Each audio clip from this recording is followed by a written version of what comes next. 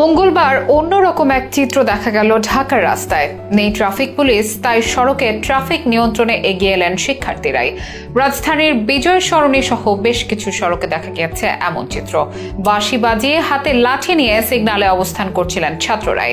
সুন্দরভাবে করছিলেন সড়ক নিয়ন্ত্রণ। যদিও শুধু ঢাকাই নয়, দেশ ও দেশের স্বার্থে বিভিন্ন এলাকাতে সোচ্চার ভূমিকা শিক্ষার্থীদের। রাজশাহীতে দেখা গিয়েছে নগরীর ধ্বংসস্তূপ পরিষ্কার করেছে বিভিন্ন ছাত্র জড়ো হয়ে। এই যেন নতুন এক বাংলাদেশ গড়ার প্রত্যয় সবার।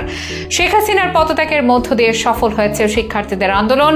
সবাই যেন নতুন করে পেয়েছে স্বাধীনতার স্বাদ, যে স্বাধীনতার পর প্রথম দিনটি স্মরণীয় করে রাখলো এদেশের শিক্ষার্থীরা।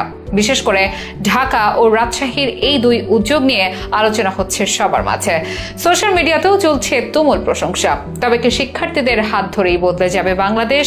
কেন ঢাকার সড়কে ট্রাফিকের কাজ করলেন ছাত্ররা? কেন রাজশাহী পরিষ্কারে অভিনব উদ্যোগ? ঘটনা দুটির বিস্তারিত থাকবে বিশেষ এই প্রতিবেদনে।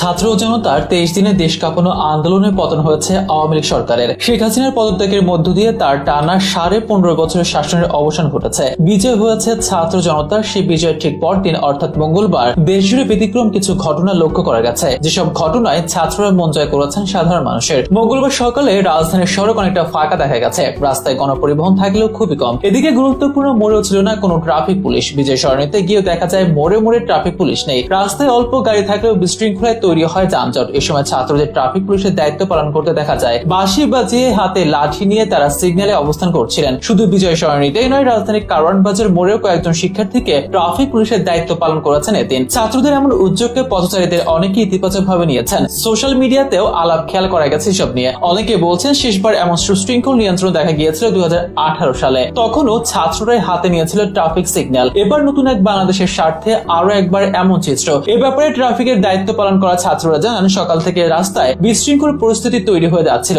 যে কারণে নিজ উদ্যোগে রাস্তায় শৃঙ্খলা ফেরানোর জন্য তারা দায়িত্ব পালন করছেন। শিক্ষার্থীদের অবশ্য অনেকে সহায়তা করেছেন। পথচারী কেউ পানি এনে দিচ্ছিলেন তাদের, কেউ বা আইসক্রিম। তাদের প্রচেষ্টায় সব সড়কে যান চলাচল স্বাভাবিক মাত্রা পায়। এদিকে ব্যতিক্রম আরেক চিত্র দেখা গেছে রাজশাহীতে। পরীর শহর বলে একটি কথা প্রচলিত আছে বিশ্বজুড়ে। নানা রকম উন্নয়ন ও সৌন্দর্যের ছোঁয়ায় বিশ্বের কিছু কিছু শহরকে পরীর শহর বলা হয়। রাজশাহী শহরও যেন ঠিক তাই। এমন সবুজ, সুন্দর ও পরিষ্কার পরিচ্ছন্ন নগরে বাংলাদেশের দ্বিতীয়টি আছে কিনা সন্দেহ। তবে বৈষম্য বিরোধী ছাত্র আন্দোলনের জের ধরে নানা ঘটনায় বেশ অপরিচ্ছন্ন হয়ে ওঠে রাজশাহী নগরী। তাই নগরী পরিষ্কারে এগিয়ে আসে শিক্ষার্থীরাই। মঙ্গলবার রাজশাহী শহরের বিভিন্ন এলাকায় পরিষ্কার পরিচ্ছন্নতা কর্মসূচি পালন করেছেন শিক্ষার্থীরা। এদিন সকালে নগরীর তালাইমারি মোড়, জাদুঘর মোড়, সিএনবি সহ কয়েকটি এলাকায় সড়ক পরিষ্কার করতে দেখা যায় তাদের। এ সময় শিক্ষার্থীরা বলেন, নাশকতার ঘটনায় নগর জুড়ে যে ধ্বংসস্তূপ তৈরি হচ্ছে সেগুলো পরিষ্কারের কাজ করছেন তারা। সামনে কয়েকদিন এটি অব্যাহত থাকবে। শিক্ষার্থীদের উদ্যোগে এ যেন নতুন এক বাংলাদেশ।